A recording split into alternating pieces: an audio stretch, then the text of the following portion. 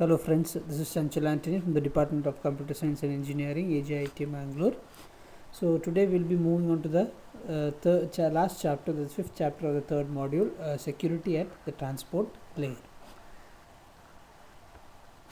Now just we'll see the introduction part, what do you mean by security at the transport layer. So this was developed by the Netscape in 1994. That is nothing but the secure socket layer. We also call it as SSL. Okay, the secure socket layer protocol has emerged as a principal means of securing communication between an internet client such as a browser and a server. So it was standardized by IETF. That is nothing but the Internet Engineering Task Force in the year 1999, and they called it as the Transport Layer Security, TLS. Today the Secure Socket Layer SSL and the Transport Layer Security, TLS, are used interchangeably. So we'll just see in detail how it is done, and SSL on a protocol stack, how they are handled. Okay, so the secure socket layer is sandwiched between the TCP. It only runs over the TCP, okay, and an application layer protocol. So it is application protocol independent. So there are protocols such as the hypertext transfer protocol, HTTP, the file transfer protocol, FTP, SMTP, that is nothing but the simple mail transfer protocol, IMAP, the internet mail access port, and protocol, and POP, which is nothing but the post office protocol, can all run over SSL. The application protocols secured by SSL are usually suffixed by an S and run out on different port numbers compared to their unsecured counterparts. For example, HTTP runs on port 80, but HTTPS runs on port 443. Similarly, FTP runs on port 21 and FTPS runs on port 990. Okay, so now SSL is comprised of two main protocols. We can see in the figure. The first one is called as the handshake protocol. The second one is called as the record layer protocol. Okay, the secure SSL handshake protocol is used to negotiate the set of algorithms to be used for securing the communication link. This includes algorithms for encryption and hash computation, besides a method for key exchange.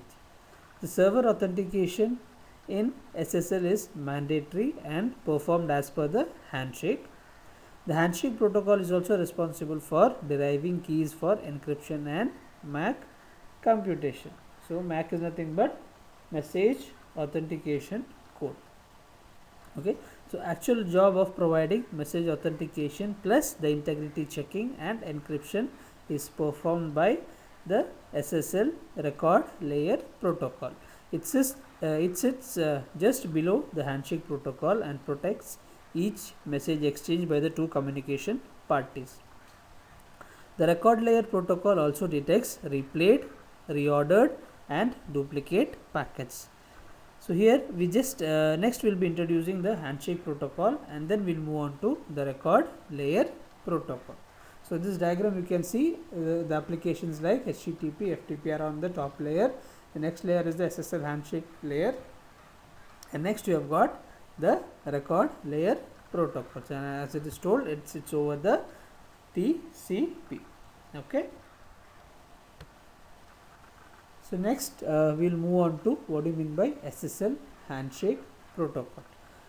So first we'll see what are all the steps that are involved in the handshake protocol. First one, the client initiates a handshake with the server to either, first one, start a new session. Okay. Next one, resume an existing session. The last one is establish a new connection with an existing session. So as discussed in the next session, the overhead of establishing a new session far outweighs that and establishing a new connection. So on the other hand, for the long lasting session, it is prudent to recompute the session keys. So starting a new connection within an existing session is a lightweight mechanism to obtain fresh keys needed for integrity protection and encryption. Okay, so the main steps in the SSL handshake for establishing a new session are as follows. So we'll see what are the steps. First one, agreement on a common cipher suit to be used in the new session. Second one, receipt and validation of a server certificate by the client. The third step is communication of a pre-master key and computation of the derived secrets. And next one is the integrity verification of handshake message and server authentication. Okay, now this entire steps, okay, can be seen as a sequence of message which is shown in the figure. Okay, now next slides we will discuss how the entire steps are taken place based on 4 steps. Okay, the 4 steps of agreement, and the next one the validation, the next communication for a master key, and the last one is dealing with the integrity verification. So in this diagram you can see that initially client will be sending a message, that is nothing but a hello message, where we are trying to create an agreement between the client and the server. So now then the server will accept it. Is it clear? So now what is client hello and the server hello message has been sent. Next, what has been sent, you can see the certificate. Just as we move on to next slide, just keep this picture in your mind. You can just draw it if you want on the sheet, and you can continue watching the video. Okay, next the server certificate has been sent. Next, the client key exchange has been sent, and the client cipher specification, and then it is finished, and then it will change the cipher specification, then it's finished. Then that is from the client side, and from the server side also it will change the cipher specification, and then it will finish off its execution. So this is how we call it as a SSL handshake protocol. Okay, so next we will move on to what are the 4 steps that are used in handshake. The first step, step 1 is 2 messages are communicated in a step. So that is what I told. So before we move on to this, just keep in mind the previous diagram. So 2 messages are communicated in this step, the client hello and the server hello. So when these 2 are done, the following decisions are taken here. First thing, should a new session be established or should an existing one be reused? So in the former case, the session ID field, okay, in the client hello message is 0, else the field is set to the ID of the session to be reused. So the session ID field in the server hello message of the ID of a new session to be established or an ID of an existing session is to be used. Next, the algorithm to be used in computing the message authentication code MAC for message integrity. So permissible choices include MD5 and SHA1 algorithm, which you have already studied. Okay, whether or not message confidentiality is required.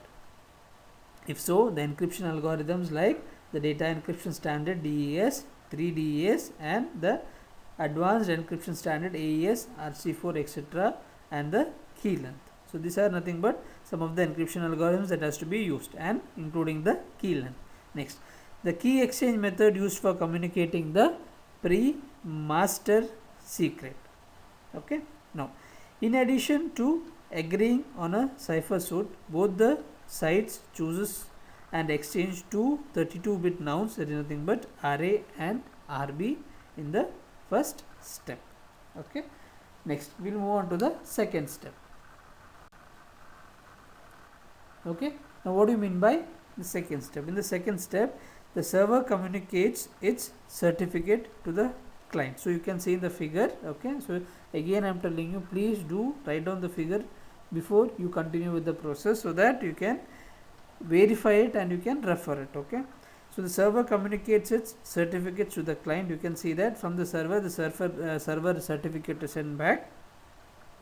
On receipt of the certificate, the client checks the owner's name or URL and the validity period. So now regarding the validity period, you have heard in the previous classes where you consider the validity period of a given client, okay, or the given certificate, in order to verify whether it's a valid signature from the certificate authority and whether the validity of the certificate is not expired, or whether it is being used, or whether it is being used before the start of the certificate. Okay. The next, it also verifies the signature of the certification authority of the certificate. On successful verification of these fields does not guarantee the authenticity of the sender. So the server certificate is repeatedly transmitted over the internet in the clear and can be easily obtained.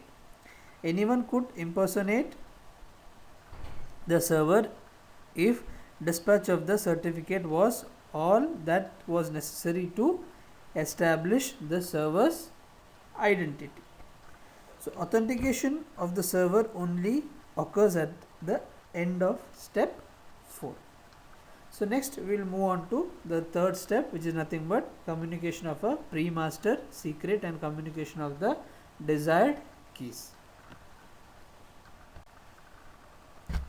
Now in the third step, the client chooses a pre-master secret key, which is nothing but a 48-byte random number.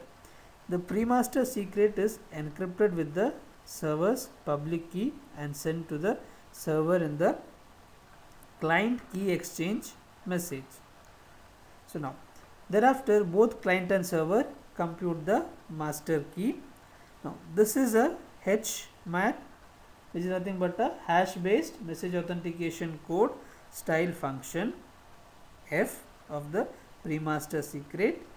The two nonces exchanged in the step 1, as you can see, there are two nonces that are used, RA and RB, and some predefined constraints. So the computation uses a standard cryptographic hash function such as SHA1, SHA1 or the MD5. Now we will see how the master secret key is derived. Okay, as told, master secret key is nothing but the function F of the pre-master secret and the two nouns that are used, RA, RB, you can see here, and the constant. So master secret is nothing but the function of pre-master secret, RA, RB and constants. Next, finally the 6 secrets are derived using the HMAC style function of the master secret.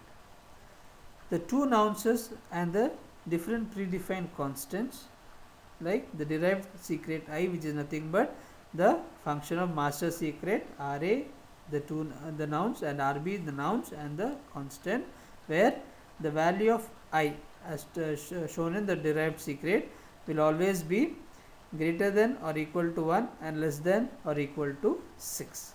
Okay, so the 6 secrets are derived using the HMAC style.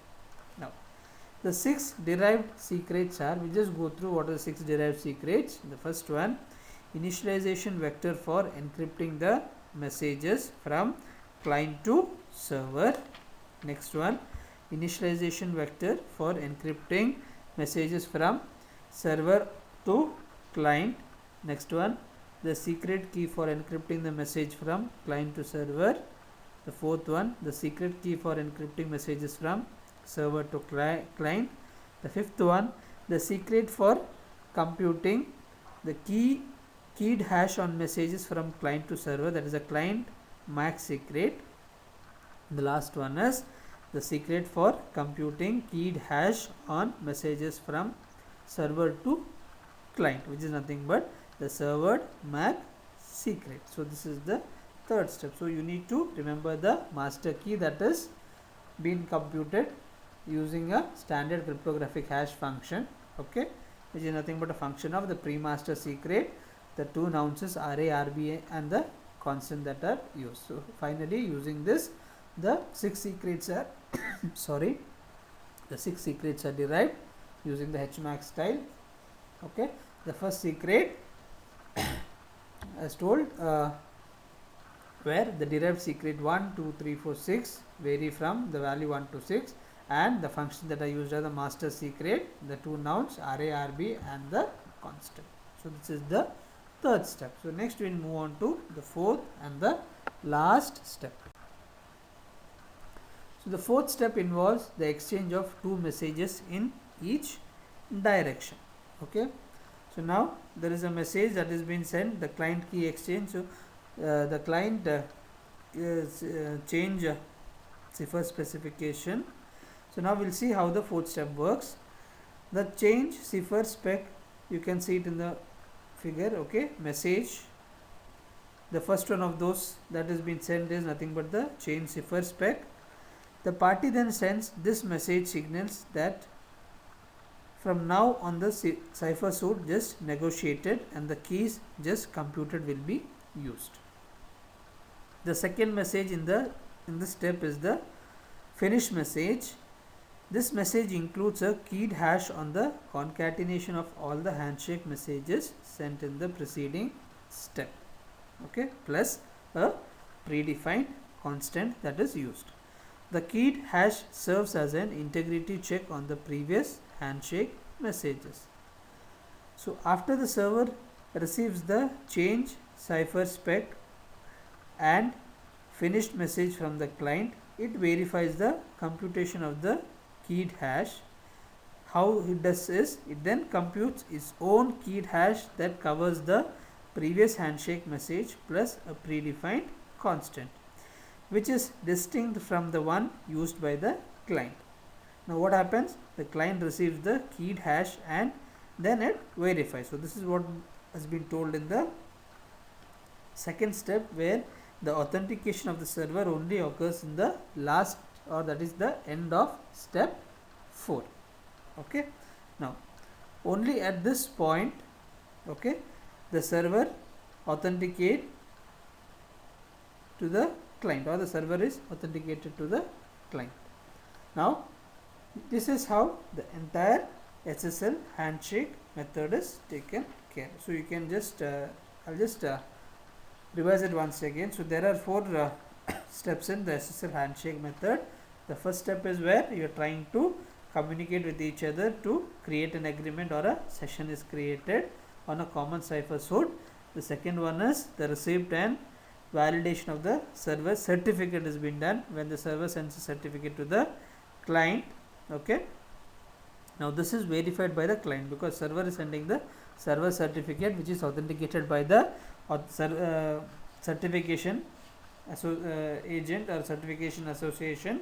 Okay, so now what is happening? Once that is done, the third step is the communication of the pre-master key. Now here we will understand how the pre-master key is derived or computed and the computation of the derived secret. So one master key is derived and the 6 derived secrets are generated here.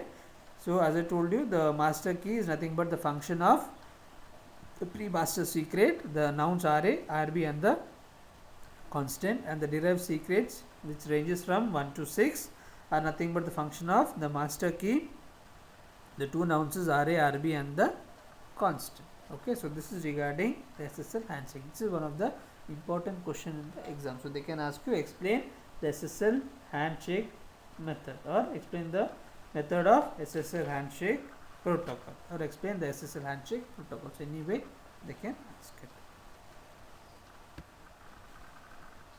So next we'll move on to the key design ideas. So in this key design ideas, we have got 3 things. First one is called as the key exchange method, second one is server authentication, the third one is sessions and connection. So now starting with the key exchange method. So you might have seen the step 2 that the server dispatches its certificate so that the client can use the public key contained in the certificate to encrypt the pre-master secret. So in some cases, however, the server's certificate may be a signature only certificate. This means that the public key in the certificate and the corresponding private key may also be used exclusively for signature generation or verification. So not for encryption. So in that case, the secure socket layer permits the server to create a temporary public key or private key pair. The public key, including the modulars, are signed by the server using the private key corresponding to the public key in the signature only certificate. The signed public key and the certificate are communicated by the server to the client. The client verifies the signature on the public key and then uses it to encrypt the pre-master secret. Now here the secure socket layer offers a rich set of options for key exchange. So in lieu of the RSA based key exchange method, the Diffie Hellman key exchange may be used. Assume the server has a certificate containing the Diffie Hellman parameters. You know what are the parameters that are used: the prime number P and the generator G, the public key G to the power A mod P. Okay, so here we use the prime number P, the generator G, and the public key P to the power A mod P. So it communicates this certificate to the client in step 2. So now we'll just see with an example. The client chooses a random number B, that is nothing but a nonce, computes G to the power B mod P. Okay, so not the nonce, it's a private number which is chosen by the client. It computes G to the power B mod P and sends it across.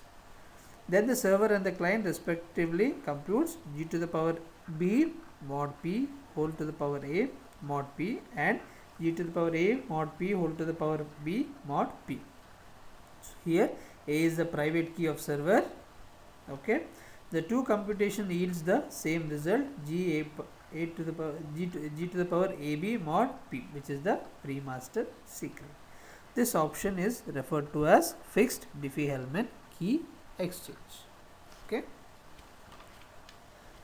so even in the absence of a even the absence of a certificate containing the Diffie-Hellman parameters, the server can still use the Diffie-Hellman key exchange. So in this case, the server generates the Diffie-Hellman parameter assuming the server has a signature only certificate. It now signs P, G and G to the power A mod P and sends the parameters, the public key and the signature of the client who first verifies the signature. The rest of the computations are in the fixed Diffie-Hellman key exchange. So since the Diffie-Hellman parameters and the public key may be chosen anew for different sessions, this variant is referred to as ephemeral Diffie-Hellman key exchange. Okay, so next we will move on to what do you mean by server authentication. So here we will go through what do you mean by server authentication. So the key hashed or the MAC computed by both the parties are sent in the finished message, which is nothing but in the step 4, is used as an integrity check on the previous handshake message. All the handshake messages are sent in the clear except for encryption or of the pre-master secret. It is possible for an attacker to alter one or more of the handshake messages. For example, he may replace the choice of a 128-bit data encryption standard DES by a 56-bit DES. This may include both parties to use a weaker cipher which may be compromised by the attacker. The MAC detects any modification in the handshake messages. The keyed hash computed by the server and verified by the client uses the server MAC secret. The latter is one of the 6 derived secrets computed in step 3, as you can see in the diagram. It is a function of the master secret, which in turn is a function of a pre-master secret. Recall that the pre-master secret is chosen by the client and encrypted with the server public key so that the server alone can read it. So nobody but the server and the client could compute the 6 secrets.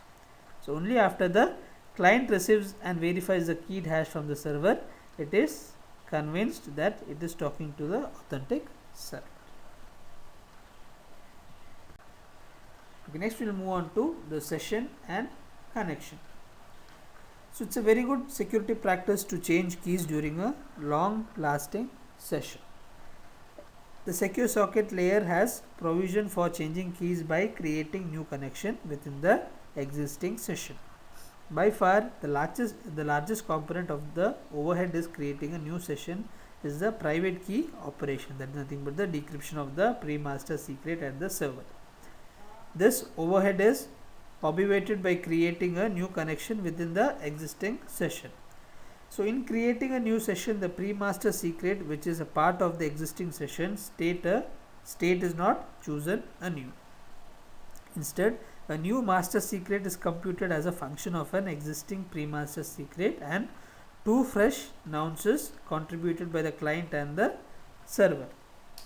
So here we conclude the section by identifying what constitutes the session state and what constitutes the state of the connection. The session state includes the pre-master secret, the negotiated cipher suit, and of course the session ID. The state of a connection includes the two nonces, the master secret, the 6 derived secrets, and the 2 message sequence number, one of each direction of the message transfer. The latter keep track of the number and the order of messages sent and received by each entity in the communication. Next one is the last topic, the SSL record layer protocol. So in the previous topics we have seen what is the handshake protocol, then what are the different applications that we use, and next we will move on to the last layer, which is nothing but the secure socket layer record layer protocol. The SSL record layer protocol is used to securely transmit data using the negotiated cipher suit and the keys derived using the SSL handshake. Its main tasks are computation of pre-message, MAC, and encryption. So if the data to be transmitted are very large, it performs fragmentation. So fragmentation is nothing but equal distribution of or sized memory. Okay, so here fragmentation indicates equal size. Okay, so now each fragment is 16 KB or less, so it can be a same size or a lesser size. When a connection is established, both sides initialize a sequence counter to 0. Now, the counter is incremented for each packet that is sent. So, you can see it in the diagram. The sequence number itself is not sent. However, it is used in the computation of the MAC at the sender and in its verification at the receiver. So you can see that the MAC is computed on the concatenation of the 64-bit sequence number and the compressed fragment if compression is used. Okay. The next step after computing the MAC is encryption. If the combined size of the data fragment and the MAC is not a multiple of a block size, a pad is appended. The data fragment, the MAC and pad, if any that are used, are then encrypted, prepended with the header and passed on to the TCP layer for the further processing. The SSL record layer protocol header is straightforward. There is a 1 byte count type field, okay, which identifies the higher layer protocol used to process the fragment. The 2 bytes are used to specify the version number. Finally, the length field indicates the fragment size in bytes. Okay, so this is the function of the SSL record layer and how they are dealt. The last topic here is the Open SSL. Okay, now what do you mean by Open SSL? So Open SSL is an open source software that implements SSL or TLS. So you understood what is SSL and TLS, secure socket layer and the transport layer security. It is comprised of a number of libraries that implement various cryptographic algorithms. So in addition, it provides extensive support for communicating and validating digital certificates. Okay. Now, the OpenSSL is based on the SSLEA library developed by Eric Young and Tim Hudson. The OpenSSL enhances the productivity of application developers by providing a rich set of APIs, okay, that handle diverse aspects of SSL enabled communication, from connection setup and tear down to certificate storage, management and verification. This means that the developer can focus on the application domain and functional requirements that need to be met and rely on the Open SSL APIs to implement the required security. Okay, thank you.